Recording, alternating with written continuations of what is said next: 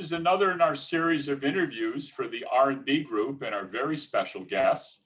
And this morning, we have Jennifer Mayer, who's had a terrific corporate career and has been one of our very loyal guests, bringing lots of quality people. So, Jennifer, hello, good morning. Good morning, Jay. I hope you're safe and well. Thank you. Thank you. Jennifer, I was wondering if we can go over a couple of notes about your childhood. Number one, I'm jealous. I wish I had that growth, that opportunity to grow up in Manhattan.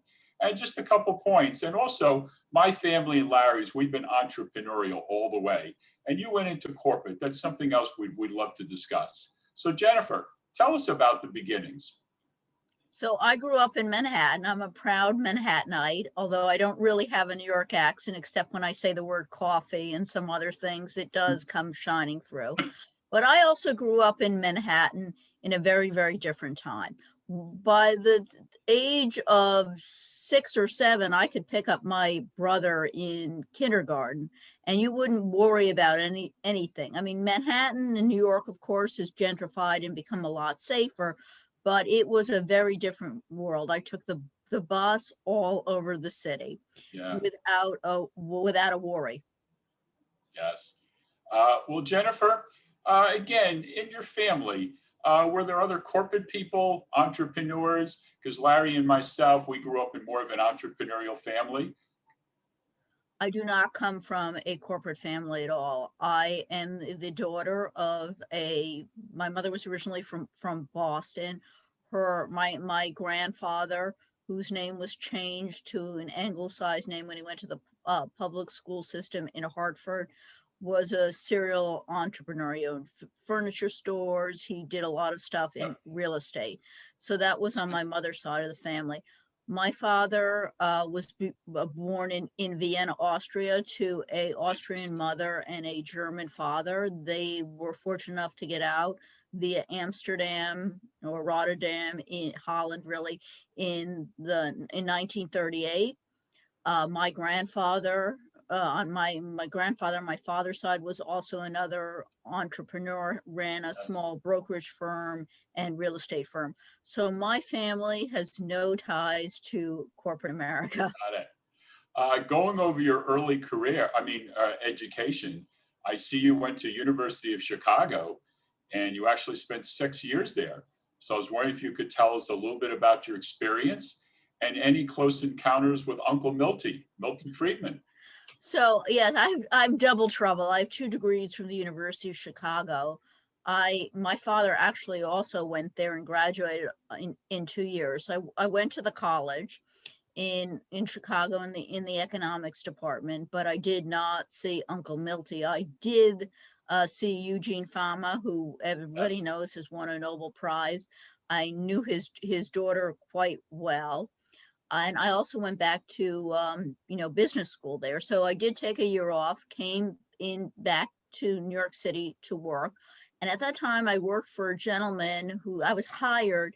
He did commodities trading and also sold small privately held companies. He had his PhD from the University of Chicago, and his name was Victor Niederhofer, and he lost. I heard of him. You remember Victor, Victor was an interesting man. That's for another story, all my time working with Victor. And he was very happy he wasn't happy when I left, but he was happy when I said to him, I'm leaving to go back to Chicago. I did actually read his PhD dissertation when I went back there. Did find it in Regenstein Library. And it was interesting, you said it was my choice in life was to become either a librarian or a banker. That's kind of amusing.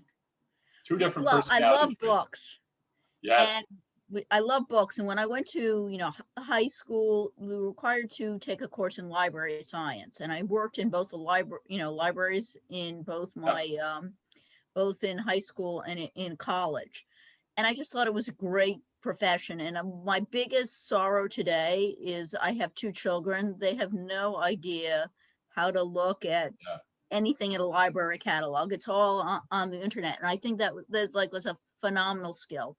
And actually, the University of Chicago had a great library science school. It's since been closed. And I always thought I wanted to be a banker, count, money, came from, family that was in either, real estate or the brokerage business. And I spent a very short stint at Citibank, hired for one job, ended up sitting there in the private bank in financial control, counting assets under management, which to me was very boring. I can imagine. And then you actually were in the job hunt, found somebody besides your talents who actually was an alumni and hired you, and you got involved very much in compensation. So yes, I had no background in compensation. I ended up being hired by a small boutique firm, which in some ways was ahead of its time because it had the search side of the business and the comp side, and they thought they could have synergies there. Ended up, he broke off from the search side and he was compensation consulting firm. And I Yeah. spent 70% of my time in the financial services industry. I don't mean to date myself, but I helped take Lehman Public, did compensation plans for managing directors in many firms on Wall Street, but who also had global international parents, and also did a smattering of work in the textile industry. Went to North Carolina a lot. That's when they still had plants and businesses down there, and Yeah. also did some work in the quick service restaurant QSR. Interesting, interesting. And then finally, with your background in compensation, you really wanted to put that to work, and then you ended up at Pepsi. Yeah, so I would be the first person to tell you, I would have never envisioned a long career in corporate America. I went from a small boutique compensation consulting firm with less than 10 people to ginormous PepsiCo. And this was, I went right after they had done the transaction where they spun off the restaurant business. So the rest there was history. And the thing was, it was very different than working in financial control. People say you spent a very long career at PepsiCo. I said I was never bored. And I was always working on interesting transactions and met phenomenal people who remain my lifelong friends till today. Wonderful, wonderful. And talking about COVID, it seems you got back to some hobbies that you really enjoyed, like potentially being a chef. Yeah, so with COVID, I love to travel, and that's the one thing that was really put on the back burner. I had planned to take my daughter to look at colleges, and actually, when COVID hit, we had one plan to go to upstate New York. So so what do you do with COVID? As I told you, I do love to read, but I began to start, cooking again. And I actually, interestingly enough, I've always been a pretty big baker. And when I, worked at PepsiCo, I used to bring my baked goods in. I actually had people come or socially distance ask for my baked goods. Yeah. So I love, I also read a lot of cookbooks. So I like to read recipes. So when I had time, I was sort of looking at recipes and expanding my ever expanding cookbook collection, a lot of them which I really have inherited from my mother. Yep. And it seems like tomorrow you're starting a new life. Yeah, yeah, that's right. And I continue to run, so I think that was key to my sanity. When people do all these things about how you deal with COVID, how do you deal with stress, how do you deal with everything? I am, if you ever do a Myers-Briggs test, I Yep. come out an extrovert, but I am not a high extrovert. I consider myself more an ambivert. As a matter of fact, Jay, when I used to go to your meetings in person at Adams Rib, I'm the type who would, like, if I didn't know somebody, I'm not 100% comfortable working the room. But if I see somebody I know, I can talk up a blue streak. I remember your first visit. I almost wanted to jump out of the chair and walk over, then take you by the hand and introduce you. Yeah. So listen, tell us a little bit about your new venture, your new job, or what you'll be doing. So I am going back to my roots in compensation. I'm going to go work at Condé Nast in the comp group. They are going through an HR transformation and they need my assistance in putting some structure into their compensation. So I'm excited.